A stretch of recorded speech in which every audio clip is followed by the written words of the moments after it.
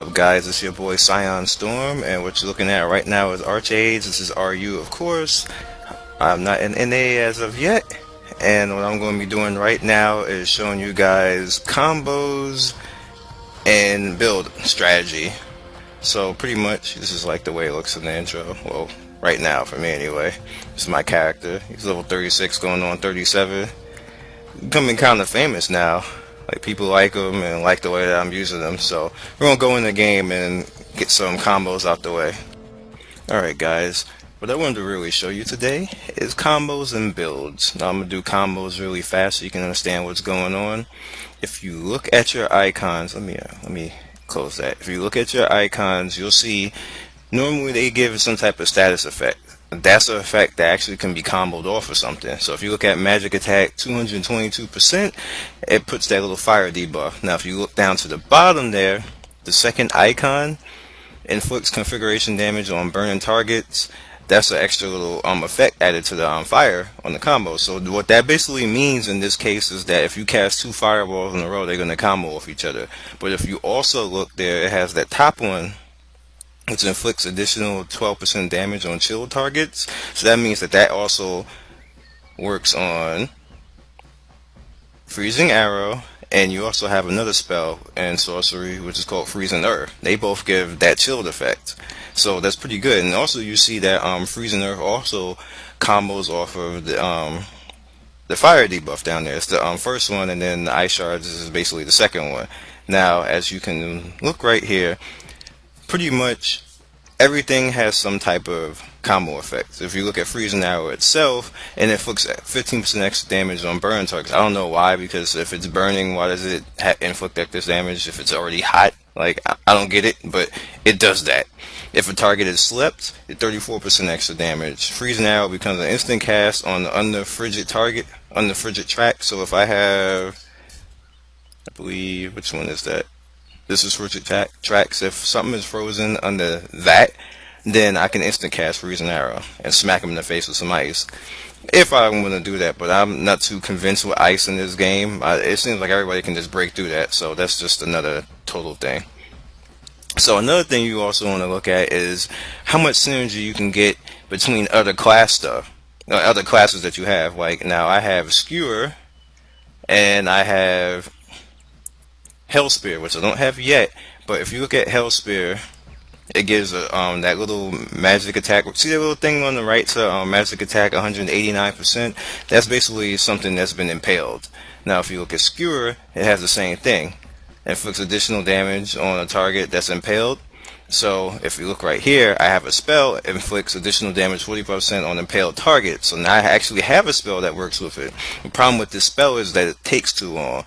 So, but if you go down to Chain Lightning is an instant cast, so I'll get 30% extra damage on anything that is impaled. Now, let's look at that. I have this, which is basically like an AoE type of impale, so if I impale a whole bunch of things in a 5-meter range, I can then follow it up with Chain Lightning when I get it and smack them all for extra 30% damage. That's considered a combo. It is a very, like, oh my god, devastating combo, but, you know, like, it's a very good combo. You know, I can also do that if it's one particular target. I can use Hellspear, because Hellspear is an instant cast, and then follow that with Chain Lightning, which is also an instant cast. This is something very good for PvP. I've actually had somebody do it to me and wipe me out. Like, I had no shot whatsoever.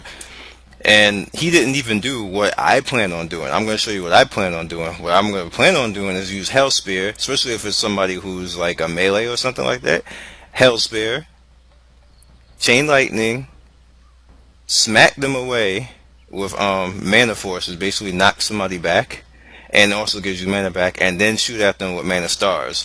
If they don't get to me in enough time, or if they don't have any way to slow themselves, stop them, or break out of anything, then I can actually turn to Vitalism and use Mirror Light on them, which does a snare for 3 seconds. So now, on top of that, of Hellspear actually having a stun itself, so I pretty much will know right off the bat If they get out of it, if they get out of the hell spear relatively fast, then okay, then there's no point in me using the snare. But if they don't, then I'll use the snare and then turn around and start using the big spells like Arc Lightning or Firebolt to actually smack them.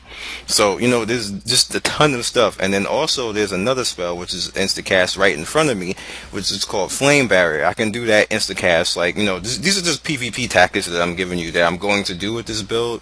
I'm going to tell you what the build exactly is later, but you can get a little hint right now of, like, just the crazy that's going to happen, because I'm also going to have summon crows. So it's going to be crazy. So you get combos, and you get the thought behind combos, or why I'm doing what I'm doing. So let's talk actually about builds in this game. Now you can have a PvE build, and you can have a PvP build, and you can have pretty much an in-between build. What this is right now is, for me, it's an in-between build, because I needed something that gave me control, that gave me instant cast, that gives me instant pop, because casting in this game, when you cast and people are melee around you, they can wipe you out pretty fast. So if you have a straight up PvE build where you can't really defend yourself, it's good in PvE, but in PvP, especially in areas and zones that are PvP, and I'm going to actually make a video on how to survive in PvP, because I'm actually really glad now that I actually, you know, have been using the Russia server, because I've gotten to actually to experience the PvP. So I'm kind of like battle harder now. Like I like fighting now. Like it's awesome. It reminds me of Ion. So if you guys are kind of Care Bear and you don't like Ion, you might not like this. It's a little bit ruthless. You know, people. And my thing to tell you is just attack people before they attack you, because they're going to attack you, especially in war zones. Right now, you see this, like this is a war zone. All right, and all this red right here, all bad. That means like wherever you go is gonna be a fight. Pretty much. So what you really need to do is keep mindful of that, and just try to do whatever you got to do to survive, and make a build to survive. So let's talk about builds. Things that you want to actually do is you want to have something that can actually break you out. I don't have anything right now that can break me out. And you know, people might say that, you know, oh, that's bad and whatever else. What I'm planning on doing is making myself strong enough that I can actually take a hit through the CC and be able to heal myself and get out of that particular predicament, which is why I have Vitalism. And what I also plan on doing is plan on bursting somebody and giving them so many instant casts in a row that they either are going to run or need to defend themselves and actually free me to get a chance to do something to them. So that's what I'm going for. It's what I've actually done in Rift with the Lawbringer, which I may actually even call this Lawbringer. So pretty much you got the gist of it.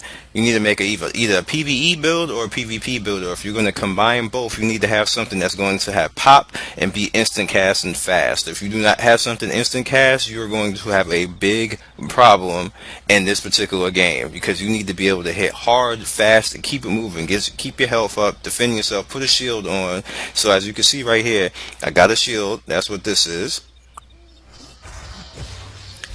I got a power buff, which comes from devotion. I got instant cast. Both of these are instant cast right there. I also have this, which is also instant cast. I'm going to be getting chain lightning when I get to level 40, which is going to be crazy. Then when I get to 45, I'm going to get flame barrier. Or I can switch it up and go over here, which is also instant cast with summon crows, which is like basically a dot, and it's a dot on a whole bunch of enemies. So if it's an AoE type of thing, then it'll be crazy. Make sure I saw something right there. Because, you know, people like to gank up in here, so, you know, you gotta be prepared. That's another thing, be prepared. I got another instant cast right here. This is the silence, and it also removes fear effects on the caster. So you got that. Then I have the summon right here, and like, I don't know. Like, you guys let me know. You let me know pretty much how you feel about this, how you feel about the game, the build, and whatever else. I'm having fun. I'm making builds, and everybody knows I like making builds and like making things that make sense. I'm also gonna make a build that's actually gonna have a break free. I'm calling that the Holy Voice. So we'll see. Other than that, you guys be legendary. I hope you understand the whole combo system. I hope you understand, you know, how to make your builds and what you should look for and what you should try to do. Try not to have too much damage abilities. Keep yourself having certain damage abilities, and then give yourself utility, healing, or defense. If you give yourself all damaging abilities and then don't have anything else, people pretty much are gonna figure that out and kill you, to be honest with you, because people they study. And I like to give a shout out to the Russian community, because they have been very nice to me. People have come to me, and I didn't even know Russian people watched me like that, but they really do.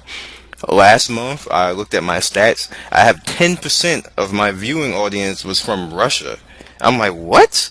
And I thought about it, like, you know what, I have been doing ArcheAge videos, so, and I've been posting on the ArcheAge Reddit, which is majority Korean and Russian, so I was like, okay, you know, Russian people, thank you. I don't know what else to say. I wish I could say it in your language. I don't really know Russian, but thank you anyway. And everybody else, thank you for your support, because the channel is just it's at another level now. Every day I think that I'm like, all right, I'm good now. I'm media. I'm a cap it off now, and I broke past more records. So thank you for everybody, and thank you for watching this video. And you guys be legendary, and I will see you next time.